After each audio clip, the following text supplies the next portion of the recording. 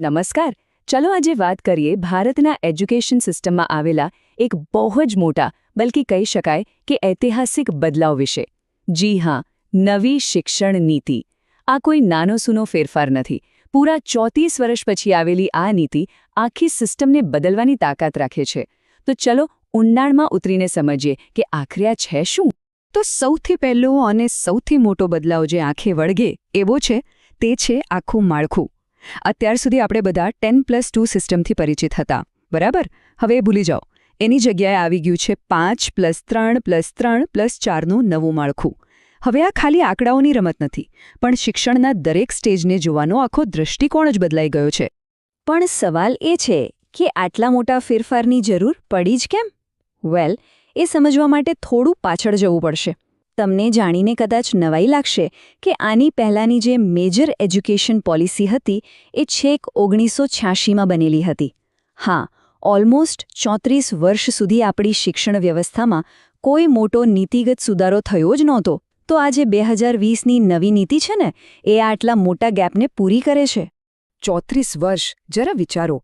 આટલા લાંબા સમય પછી આ 21મી સદીની ભારતની પહેલી શિક્ષણ નીતિ છે, એટલે સ્વાભાવિક છે કે તેને આજના સમયની જરૂરિયાતો, ટેકનોલોજી અને નવા પડકારોને ધ્યાનમાં રાખીને જ બનાવવામાં આવી હોય. તેવું તો શું થયું કે આટલો મોટો ફેરફાર કરવો જ પડ્યો?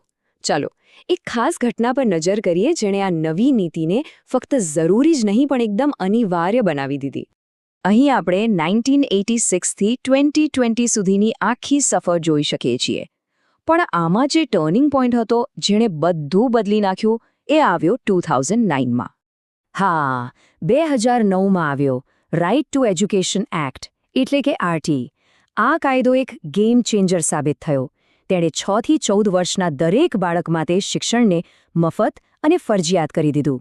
આનાથી થયું એવું કે લાખો બાળકો સિસ્ટમમાં તો આવ્યા, પણ જૂની સિસ્ટમ આટલા મોટા ફેરફાર માટે તૈયાર નહોતી. બસ અહીંથી જ એક નવી અને વધુ સારી પોલિસીની જરૂરિયાત સ્પષ્ટ દેખાવા લાગી. ઓકે, તો ચાલો પાછા આવીએ આ નવા 5+3+3+4ના ફોર્મ્યુલા પર. આપણે તેને સ્ટેપ બાય સ્ટેપ સમજીએ કે આમાં દરેક આંકડાનો મતલબ શું છે. જો, આ નવા માળખામાં 4 તબક્કા છે. દરેક તબક્કો બાળકની ઉંમર અને તેના મગજના વિકાસને ધ્યાનમાં રાખીને ડિઝાઇન કરવામાં આવ્યો છે. પહેલો તબક્કો છે ફાઉન્ડેશનલ સ્ટેજ, એટલે કે પાયાનો તબક્કો. આ 3 થી 8 વર્ષના બાળકો માટે છે, મતલબ કે પ્રી-સ્કૂલના 3 વર્ષ અને ધોરણ 1 અને 2. અહીં ફોકસ પુસ્તકો કે પરીક્ષા પર નહીં, પણ રમતગમત, એક્ટિવિટીઝ અને શોધો દ્વારા શીખવા પર છે. ત્યાર પછી આવે છે પ્રિપેરેટરી સ્ટેજ, એટલે કે પ્રારંભિક તબક્કો. આ 8 થી 11 વર્ષના બાળકો માટે છે, ધોરણ 3 થી 5. અહીંથી થોડું ફોર્મલ એજ્યુકેશન શરૂ થાય છે. પણ સૌથી અગત્યની વાત એ છે કે માતૃભાષામાં શિક્ષણ પર ખૂબ ભાર મૂકવામાં આવ્યો છે. ત્રીજો છે મિડલ સ્ટેજ, ધોરણ 6 થી 8, એટલે કે 11 થી 14 વર્ષના વિદ્યાર્થીઓ માટે. અને અહીં એક બહુ જ રસપ્રદ અને ક્રાંતિકારી ફેરફાર આવે છે. એ છે વોકેશનલ, એટલે કે વ્યવસાયિક અને કૌશલ્ય આધારિત શિક્ષણની શરૂઆત. આ સ્ટેજમાં એક કોન્સેપ્ટ છે, બેગલેસ પીરિયડ. એટલે કે વર્ષમાં 10 દિવસ વિદ્યાર્થીઓ દફતર વગર સ્કૂલે જશે. અને કરશે શું? તો તેઓ કોઈ સ્થાનિક કારીગર જેમ કે સુથાર, કુંભાર કે પછી ઇલેક્ટ્રિશિયન સાથે રહીને કામ શીખશે. આનો હેતુ એ છે કે ભણતરને પુસ્તકોની 4 દિવાલોમાંથી બહાર કાઢીને વાસ્તવિક જીવનના કૌશલ્યો સાથે જોડવામાં આવે. અને છેલ્લો અને ચોથો તબક્કો, સેકન્ડરી સ્ટેજ. આ છે ધોરણ 9 થી 12 માટે. અહીં સૌથી મોટો બદલાવ એ છે કે સાયન્સ, કોમર્સ અને આર્ટ્સ જેવી સ્ટ્રીમ્સની દિવાલો તોડી નાખવામાં આવી છે. હવે જો કોઈ વિદ્યાર્થીને ફિઝિક્સની સાથે મ્યુઝિક ભણવું હોય તો તે ભણી શકશે. પસંદગીની સંપૂર્ણ આઝાદી. તો આ તો થઈ સ્ટ્રક્ચરની વાત. પણ આ નીતિ ફક્ત ક્લાસરૂમ સુધી સીમિત નથી. તેના કેટલાક બહુ મોટા અને મહત્વાકાંક્ષી રાષ્ટ્રીય લક્ષ્યો પણ છે. ચાલો એના પર પણ એક નજર નાખીએ. સૌથી પહેલી અને મહત્વની વાત, પૈસા.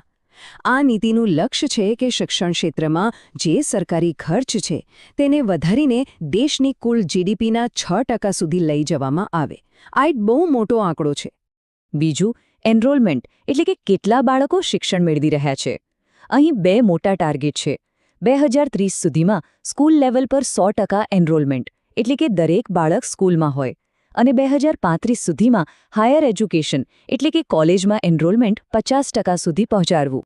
અને આ ચાર્ટ જુઓ, આનાથી આખી વાત એકદમ સાફ થઈ જાય છે કે આ લક્ષ્ય કેટલું મોટું છે. અહીં વાત થઈ રહી છે GR એટલે કે ગ્રોસ એનરોલમેન્ટ રેશિયોની. અત્યારે આંકડો લગભગ 26.3% છે અને લક્ષ્ય શું છે? 2035 સુધીમાં આને 50% પર લઈ જવાનો, મતલબ કે સીધો ડબલ કરવાનો ટાર્ગેટ છે. આ ખરેખર ખૂબ જ મહત્વાકાંક્ષી છે. સારું, તો પોલિસી તો બની ગઈ, કાગળ પર બધું બહુ સરસ લાગે છે, પણ તેનું અમલીકરણ કેવી રીતે થશે? આગળનો રસ્તો કેવો છે? ચાલો જોઈએ. આ માત્ર વાતો નથી, આ નીતિનો અમલ શરૂ પણ થઈ ચૂક્યો છે. કર્ણાટક પહેલું રાજ્ય બન્યું છે જેણે આ નવી શિક્ષણ નીતિને સત્તાવાર રીતે લાગુ કરી છે અને ધીમે ધીમે બીજા રાજ્યો પણ આ દિશામાં આગળ વધી રહ્યા છે. તો છેલ્લે સવાલ એ જ ઊભો રહે છે કે શું આ નવો બ્લુપ્રિન્ટ ખરેખર ભારતની યુવા શક્તિ, જેને આપણે ડેમોગ્રાફિક ડિવિડન્ડ કહીએ છીએ, તેને 21મી સદીના એક એજ્યુકેશનલ પાવરહાઉસમાં બદલી શકશે? જવાબ તો સમય જ આપશે, પણ એક વાત ચોક્કસ છે, આ ઐતિહાસિક સુધારાની સાચી સફળતા તેના અસરકારક અમલીકરણ પર જ નિર્ભર રહેશે.